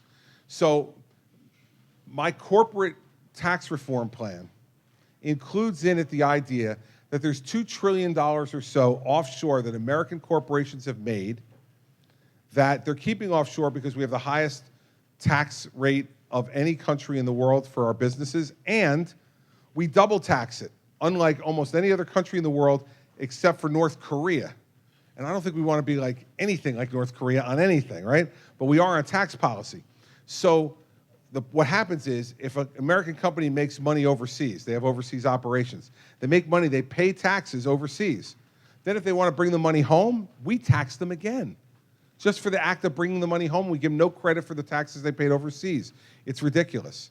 What it's led to is two things: corporate inversions, where companies are now, like Pfizer, for instance, is now merging with a company called Allergan, which is an Irish company, much smaller than Pfizer, but they're going to become an Irish company, so they don't have to pay these American taxes. It's destroying our economy. And here's what I'd do about it. We'd end the double taxation. You pay taxes overseas, great. Come back, pay taxes to them, but don't worry about paying taxes to us. Bring the money back over here, invest it in American jobs and American opportunity. And for the $2 trillion that's offshore, we'll give them a one-time chance to bring it back and tax it at 8.75%. Because right now we're getting 35% of zero. And even a lawyer could tell you 35% of zero is zero. Right? So I'm a recovering lawyer. I have to admit that to you. 8.75% of $2 trillion is a lot of money. And I would use that money to rebuild infrastructure in this country. Rebuild roads and bridges, mass transit systems, and the grid. And that's how I would deal with the grid. It's a lot of money. We wouldn't have to raise taxes on anyone. It's found money to the government, but it shouldn't just be dumped in to some other program. We should use it to improve the infrastructure of our country, to improve the business environment and the safety and security of the country. Yes, we've got the border too. Take a deep breath. And 5 steps on the border, okay? First one is build a wall or build fencing in the most populated areas of the southern border. We do not need a wall across the entire southern border. It's too expensive and it will be ineffective. I've never seen a wall that a determined human being can't get over, under, or around. And also, I need to tell you, I've met twice with President Peña Nieto of Mexico. Once in the United States, he requested a meeting with me when he was in the United States, and once when I wanted a trade mission to Mexico, and I met with him in Mexico City at the presidential house. He's a very nice guy, very bright guy. I can guarantee you one thing. He's not paying for the wall. I don't care who asks him. All right? He's not paying for the wall. I don't care how beautiful it is. It'll be a beautiful, wonderful wall. It'll be an incredible wall. The wall will be unbelievable. The wall will have a door. It'll have a big door, and the door will swing open, and the good people will come back, and the bad people will leave, and we'll have a great wall, and the Mexicans will pay for it. No, they won't.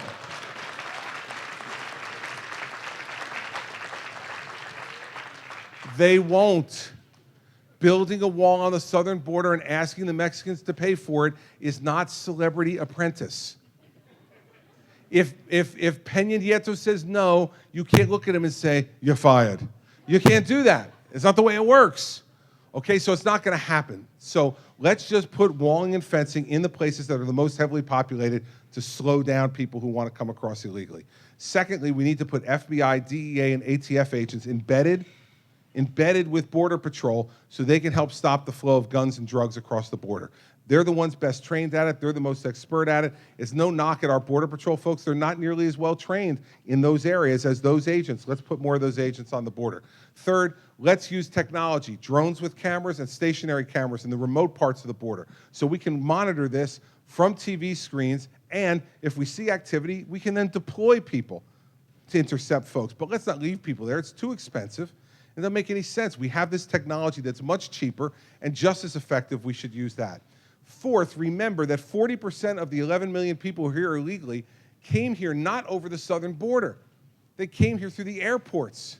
We gave them a visa, a student visa, a tourist visa, a work visa, and we told them you can stay for a certain period of time, then you need to go home. And guess what? We don't follow them.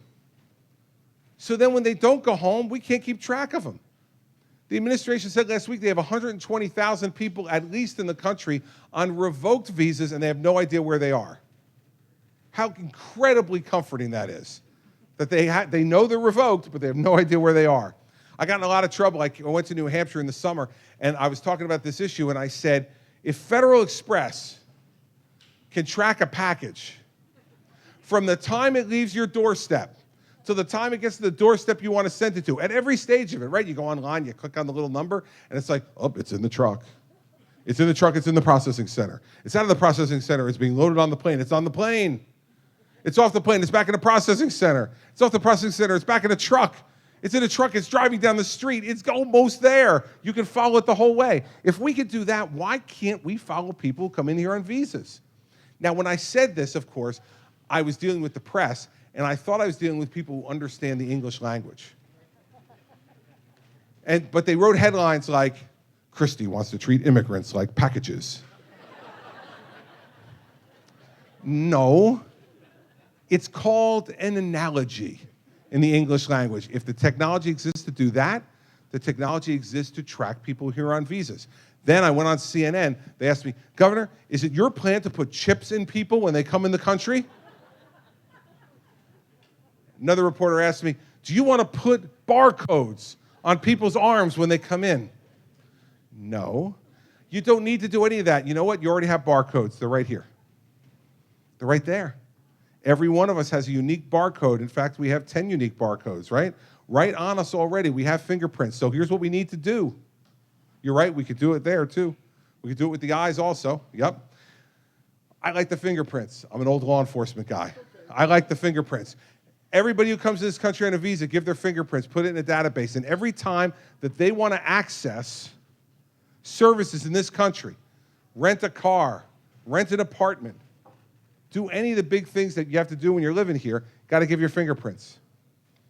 And if it matches up on the database that you've overstayed your welcome, law enforcement comes and sends you home. This is not inhospitable. This is following the rules. This is like if you invited someone, you know, for the Super Bowl in 2 weeks. You have a big Super Bowl party at your house, and you invite some friends over for the Super Bowl. And you know it gets kind of crazy. It gets late at night. Everybody's having fun. They're having a few drinks. There they are up there, Peyton and all the rest of the guys. They'll all be watching them on TV. And then you and your spouse, you go upstairs, you go to bed after the game's over, you're getting ready for work the next day. You come home from work the next night, and you go up to the guest bedroom, and I'm still there. You're like, Chris, man, I just invited you for the game. I didn't invite you to stay over. It's inhospitable to overstay your welcome. And we need to stop letting people overstay their welcome. We're still a welcoming nation, but we're welcoming for a period of time, and then you need to go home. And that's what we need to do on visas. That'll keep down the problem with that. Fifth and final is E-Verify.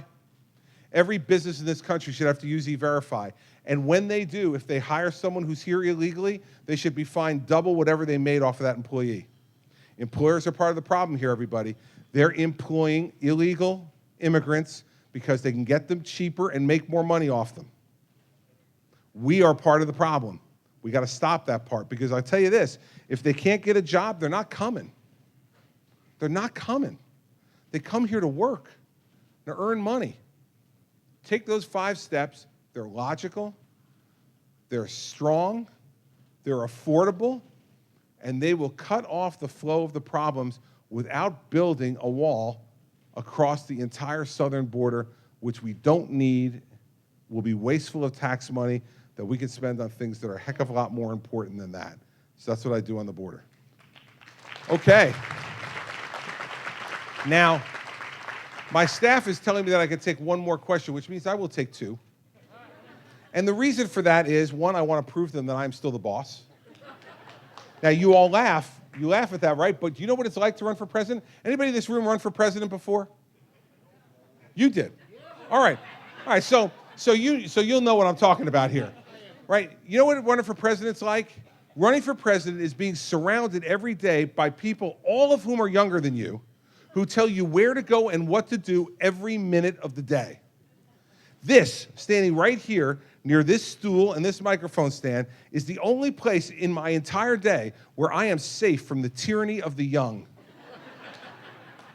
So I am asserting myself, and they want one question, I'm taking 2, because they just don't listen to me. So we'll do, okay, here's what we're going to do. I'm even going to go crazier than this. I'm going to go 3. And I've already picked out the 3, okay? This gentleman right here is going to be number 1. I haven't taken a question from a young person yet, so young man over here is going to be number 2. And the dude with the Mets hat is going to be number 3, all right? So we'll start off with number one over here. Thank you, Governor. I'm going to ask a two-part question, so you're actually going to have four. See, this is how you get me in trouble. I'm going to get in the car. They yell at me. They say, "See, we told you." First part is as a small business owner, what's your short answer plan to stimulate small businesses? And second part is Dallas Cowboys fan question. Oh. What's worse, Johnny football in Dallas or Hillary in Washington?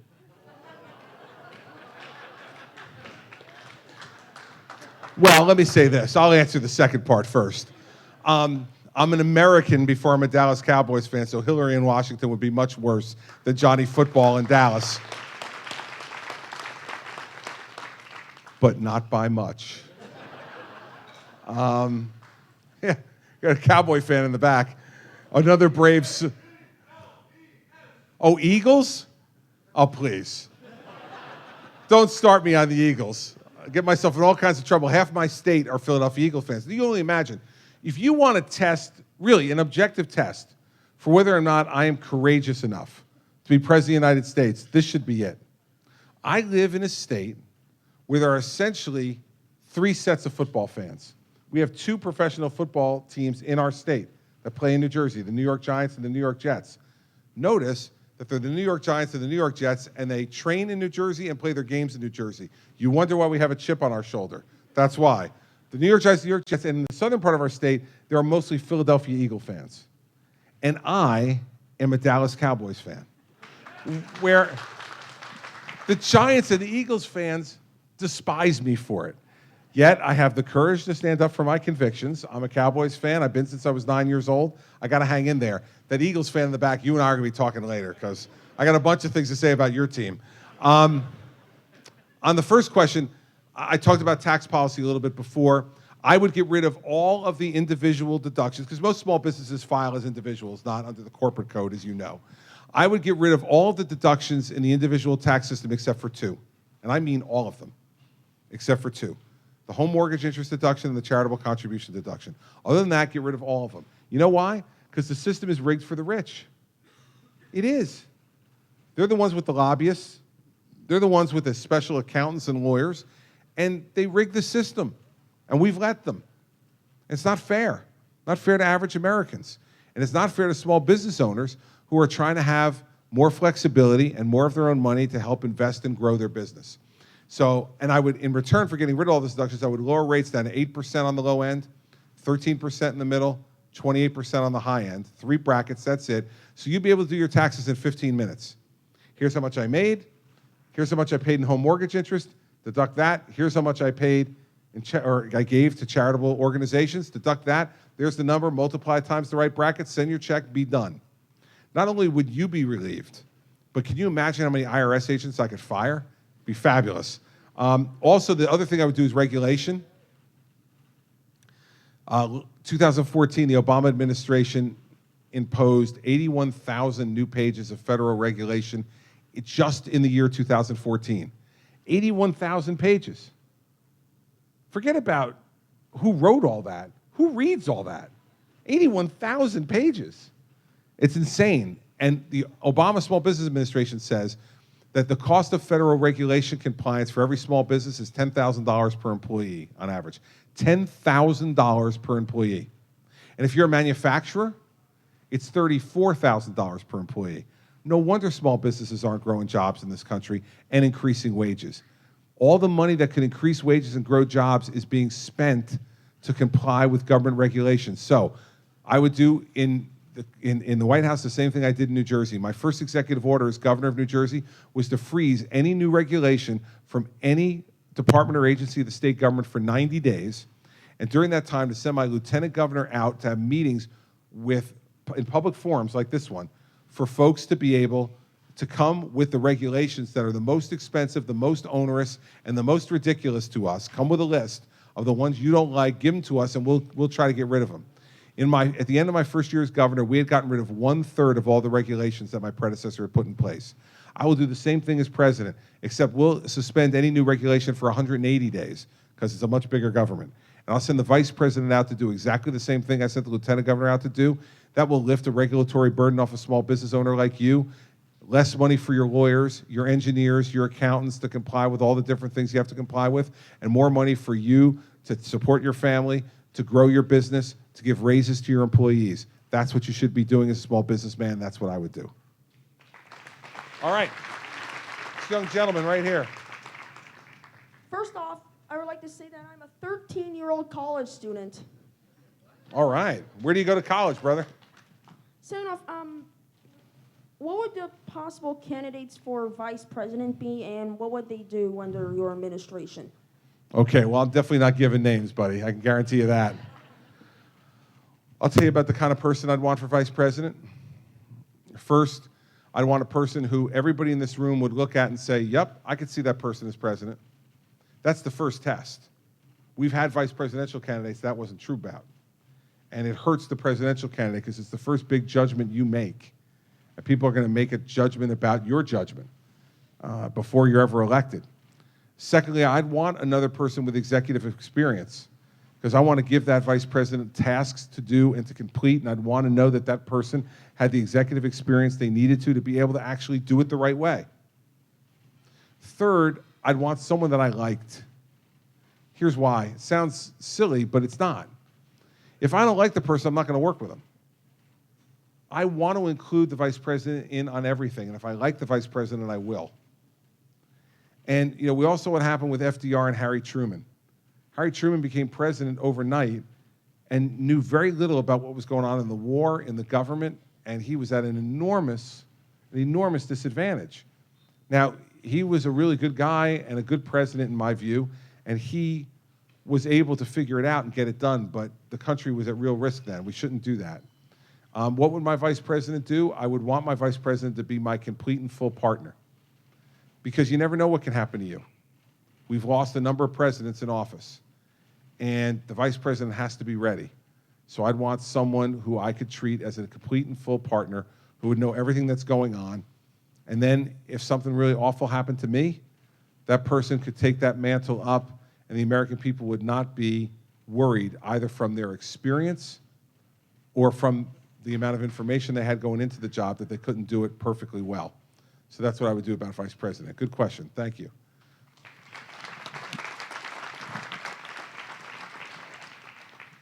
While many people focus on the dangers of terrorists and the sort of things like that, more people in this room are likely to be victims of people who are hooked on drugs, particularly heroin with the crime. I know New Jersey has been in the forefront of treating people with heroin. Could you tell us a little bit about that? 3 years ago, as governor, I decided to do something very, very different than anybody else was doing in the rest of the country. I advocated for a law, argued for it, got it passed by the legislature, and signed it into law that said, if you are a first-time, non-dealing, non-violent drug offender, that you no longer go to prison, that you go to mandatory inpatient drug treatment. Mandatory. The reason for that is, if you're a drug dealer or you use violence surrounding your drug habit, there will always be a jail cell in my world for you. If you're selling and profiting from putting this poison into our neighborhoods, if you're using violent means to be able to try to enforce what you're doing, you need to go to jail. I'm going to keep kicking these waters over. So that's the first thing. Thank you. Secondly, the problem, though, is that over 50% of the prison population in the state prisons across this country are nonviolent drug offenders, folks who commit petty nonviolent crimes to support their habit, and they wind up in jail. They go into jail addicted to drugs. They get drugs smuggled into them in jail. They stay addicted in jail. They get out addicted, and we wonder why over 65% of them wind back up in jail a year later. It's because they have a disease, everybody. They have a disease, and we didn't treat it. And when you don't treat a disease, it never gets better. It may stay the same, or it could get worse. And so we need to treat this disease. And part of the reason we don't treat it is because there's such a stigma attached to it. Now listen, my mother was an addict. My mother was addicted to nicotine. She started smoking when she was 16 years old in 1948. Well, In 1948, no one knew smoking was bad for you. In fact, it was the cool thing to do. Go back and look at movies in the 40s. Everybody smoked. Everybody. And my mother wanted to be cool when she was 16 years old, so she started smoking, and she got addicted. And I watched my mother over the years struggle trying to quit. She tried everything. Gum, the patches. There was even a time when she tried hypnosis, which actually was pretty good because it mellowed her out a little bit, which was very good for us, but it did nothing for the smoking, so she quit doing that. And inevitably, 55 years after she started smoking, she got diagnosed with lung cancer. And when she did, not one person said to me, "Don't treat her, she's getting what she deserves." Everyone was like, "Oh, she's got cancer. Is she getting chemotherapy? Is she getting radiation? Is she going to get surgery? How are you going to help her?" No one told me she's getting what she deserves. She made a choice. No one said just let her die.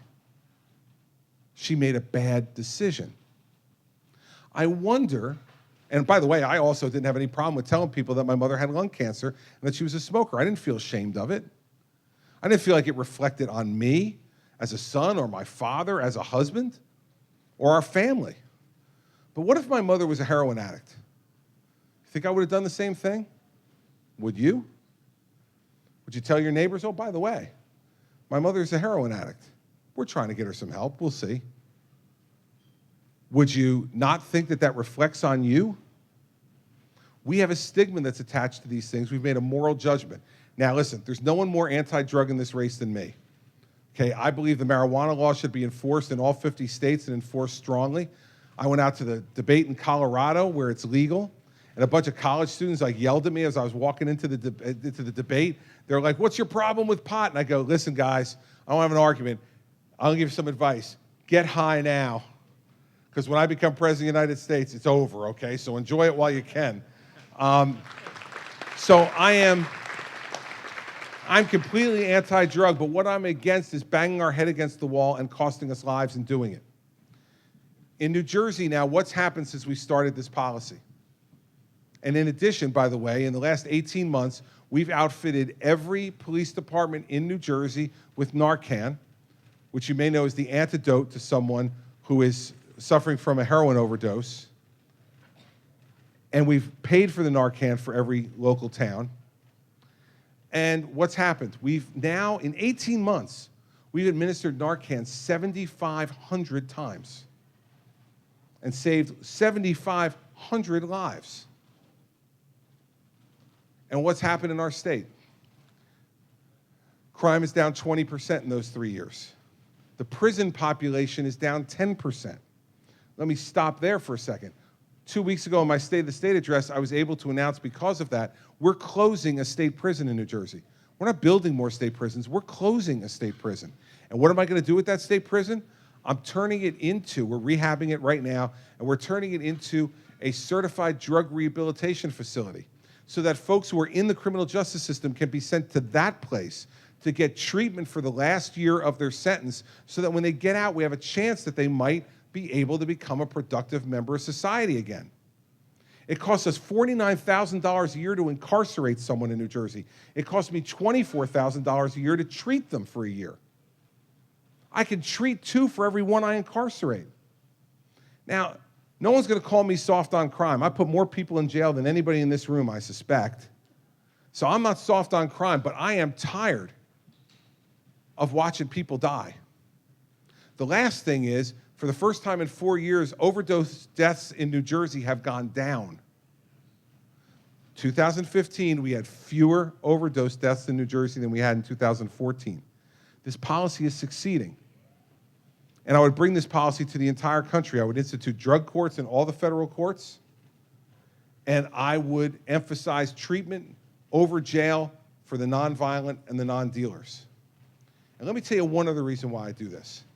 Because I'm pro-life. Now, I think when you're pro-life, you got to be pro-life for more than just the 9 months in the womb. That's when it's easy. They're perfect in the womb. It's when they come out that it gets hard. I mean, they haven't done anything to disappoint us in the womb. When they come out, things get a lot more complicated. Life gets a lot tougher. And I will tell you, that I believe that every life in the womb is precious. But I also believe that the 16-year-old girl on the floor of the county lockup addicted to heroin is an individual gift from God too. I believe the 42-year-old businessman addicted to prescription painkillers who can no longer do his job or support his family or love his children, his life is a precious gift from God also. Every one of those lives is precious, and we have an obligation as human beings to do as the Bible tells us to do unto others as we would want done to ourselves. And we are failing with people who are a victim of this disease. It is a disease, everybody. Yes, the initial choice is a failing. But how many of you in this room tonight have not made a decision in your life you wish you could take back? I know I have made plenty of them. I got lucky that none of them involved drugs. And I'll end with this. There is this idea somehow that it's only a certain type of person with certain type of issues that gets involved in drugs. As I said before, I'm a lawyer. I went to law school. In my first year of law school, we put together a study group, 5 or 6 people. And our first year, we all studied together. And those people are the people that get to know you best. You're at your most vulnerable. You're in your first year of law school. You're scared to death. You don't know if you're going to be able to get through it. You're all worried about what grades you're going to get. You're all big hyperachievers, and you want to do well, and you're helping and supporting each other. There was one guy in our study group who was particularly annoying. He went to an Ivy League school undergrad. He was very smart, the smartest among us. He was the guy who made law review. He was the guy who was the first one to get a job out of law school. He was the one who made partner before any of us. Got a big job at a big law firm in our state. He was the guy who married the absolutely gorgeous woman who was a doctor. They had 3 beautiful daughters together. They had this big, great house in New Jersey. And in every way, he was an extraordinary guy. Worse yet, he was the best looking among us. And he was in the best shape of any of us. And into his 40s, he was still running 12, 15 miles a week. And during one of those runs, he hurt his back. Now, he's a trial lawyer, so he needed to be on his feet. And so he went to a couple of different doctors, an orthopedist, a chiropractor. They couldn't help the back, so he went to a pain management doctor. And that doctor gave him Percocet. About a year after I knew he had hurt himself, I got a call one night from his wife. And she said to me, listen, you need to know something. I've kicked him out of the house. He's addicted to Percocet, and now he's starting to drink with it. I can't trust him around the girls anymore, so I've kicked him out of the house. You guys need to go help him. He needs an intervention. So the other 5 of us from that study group, I called all of them, and we went together to his mother's house where he was staying. And we told him he had a problem, he needed help. And of course, he's an addict. He denied it. His wife is unfair. She doesn't understand him. They weren't getting along anyway. You know, all the different excuses that addicts come up with. But we forced him to go for treatment. And that started a 10-year odyssey of him in and out of treatment. In that 10 years, his wife divorced him. He lost the right to see his girls. He lost his license to practice law. He lost his driver's license. He lost his car. He lost his house. And he spent through almost all of his retirement money. And nearly 2 years ago, Mary Pat and I got the phone call on a Sunday morning that we had been dreading for a long time. They found him in a cheap motel room in New Jersey by himself with an empty bottle of Percocet and an empty quart of vodka. And he was dead at 52 years old. And 3 days later, I sat at his funeral, not just as his first-year study partner and his friend for the last 25 years. I sat there as the governor of New Jersey in a pew across the aisle from his ex-wife and his 3 daughters who were sobbing, staring at the casket of their father. And I sat there and said one thing, everybody, there but for the grace of God go I. We had the same life. We had the same life. In fact, his might have even been a little bit better. We had the same life. He wasn't poor. He wasn't uneducated. He hadn't come from a bad family. He was, by every definition of success in this country, successful. Great job, great career, great wife, great children, money, status. And he gave it all away because he couldn't deal with his disease. Don't think that's a choice. My friend didn't make a choice. This disease doesn't discriminate. It doesn't discriminate. And so that's why I'm for this. That's why I'm for it. Because I know it can happen to anyone. And we need to have an attitude in this country that starts with there, but for the grace of God go I.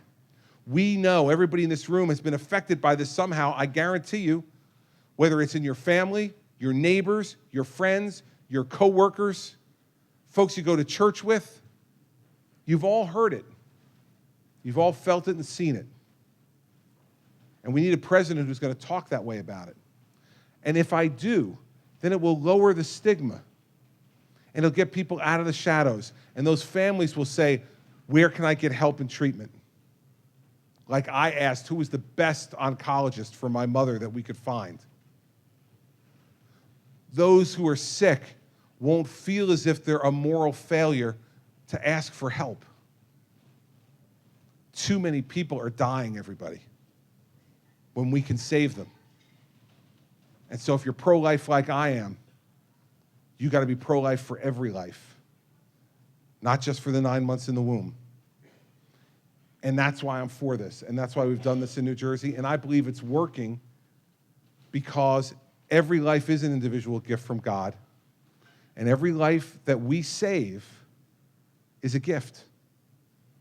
It's a gift to those family members who will have that person back as a good husband or wife, a good mother or father, a good son or daughter, a good sister or brother. And that value to our society is incalculable. You can't put a dollar figure on it. But you know in your own families how important it is to you. So that's how I feel about that issue. That's what we're doing in New Jersey.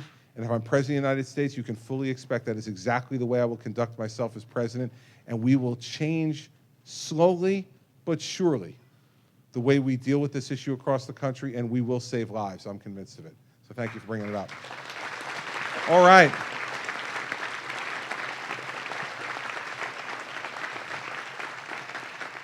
Thank you for your time tonight. I want to say two things before I go. First is thank you. Iowans have been great to me over the years. I came here for the first time in 2010 at the request of Governor Terry Branstad when he was running once again for governor after a 12-year hiatus. And he asked this governor who had been in office for 8 months to come out here and speak at a fundraiser for him. And I did. And I became friends with Governor Branstad. He's a friend till today. And ever since then, Iowans have been wonderful to me. I've been out here for him. I've been out here for Kim Reynolds. I've been here for Chuck Grassley. I've been here for Steve King. I've been here for Mitt Romney. And every time I've come, Iowans have been wonderfully warm to me. And now that I'm here on my own behalf, you've been wonderful to me too. There we go. I'm on the front page of the paper doing something. My mother would be proud. So I want to thank you for the treatment that you've given me and for the consideration you're giving me for President of the United States. Very important to me and very important for our country. If you get cynical about politics and democracy in this country, I tell everybody, come to Iowa and New Hampshire. Because the people of Iowa and the people of New Hampshire perform an extraordinary service for the people of the United States. You come to these meetings, you listen, you ask questions, you research, you learn, and then you vote. And that's an extraordinary service to the American people, and I'm glad to be part of it, and I thank you for it. Second thing I'll say to you is this. You can go on my website, you can see all my positions. We have more details on more policies than any campaign in this race, and you can learn a lot about what kind of presidency I'll have by going on that website. And between now and Monday, if you haven't already, I urge you to do it. But I'd also say one other thing to you. You're not going to learn everything you need to know about me from the website. When Governor George W. Bush came here in 1999 and 2000, I suspect that he did town hall meetings like this, and I suspect that no one asked him the following question. Governor, what would you do as president if 19 radical Islamic jihadists hijacked 4 commercial airliners, flew 2 of them into the World Trade Center in Manhattan, 1 into the Pentagon, and flew another one towards Washington, D.C., towards either the Capitol or the White House, but it was crashed by its passengers in an open field in Shanksville, Pennsylvania, what would the first 3 things you would do as president be? I'm confident no one asked him that question because no one could imagine that that could have ever happened to the United States. But it did. My point is that no matter all the great questions you asked, and you asked a lot of great ones, you cannot, nor can I anticipate everything that will happen to me when I become president. So if we can't, then what's the missing piece? How do you decide if I'm the right person? If you can't ask me every question, how do you feel comfortable?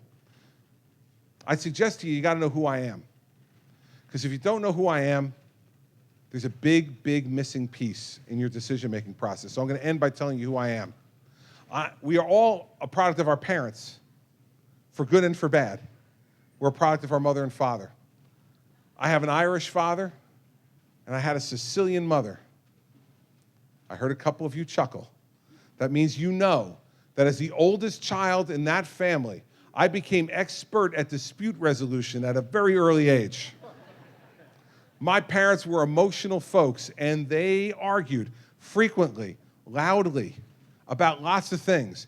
And that's the kind of house we lived in. Now, my dad is 82 years old, and he's an extraordinary guy. He has spent the last 4 weekends, he still lives in New Jersey, he spent the last 4 weekends in New Hampshire going door to door for me.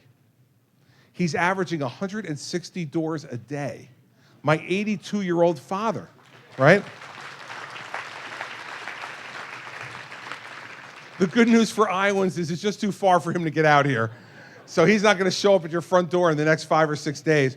But if he did, what you'd find is he's a gregarious, outgoing guy. He's got an easy smile. If you showed him the least little bit of interest, he would hug you. And he will definitely tell you embarrassing stories about me from when I was a kid and really enjoy himself. But as great a guy as he is, I used to tell him all the time that in the automobile of life, he was merely a passenger.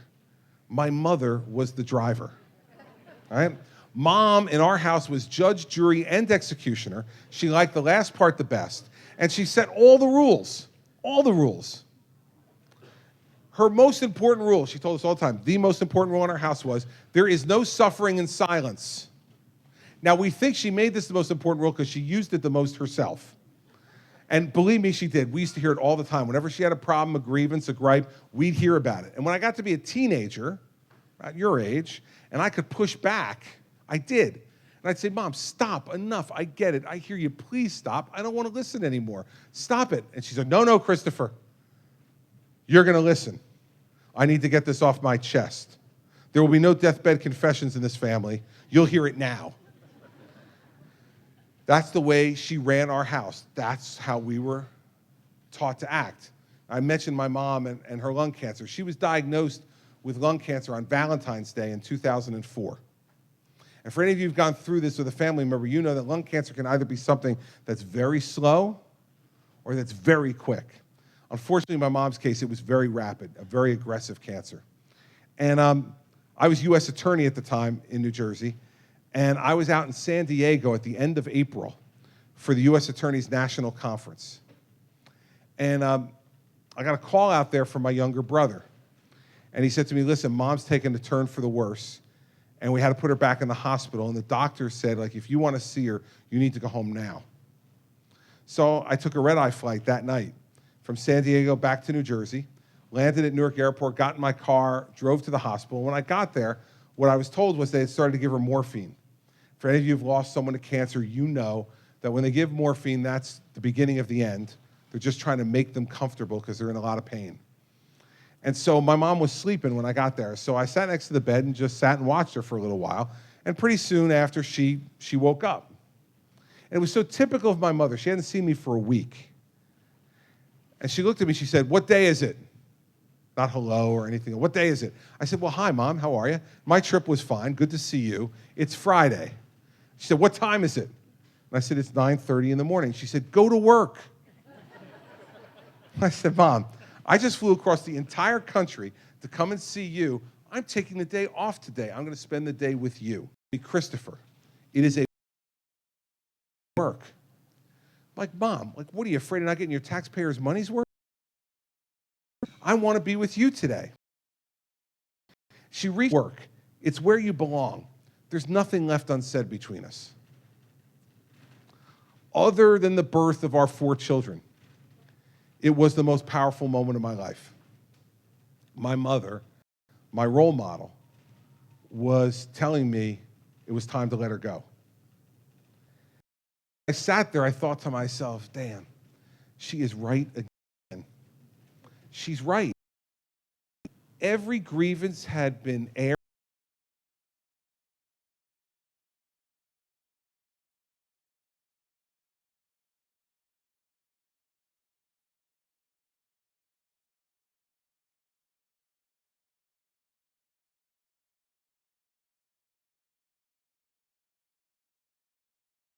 Would be obsessed with me keeping my head on my shoulders and my feet on the ground. It was a big thing to her. Don't change who you are, no matter what it is that happens in your life. Be yourself.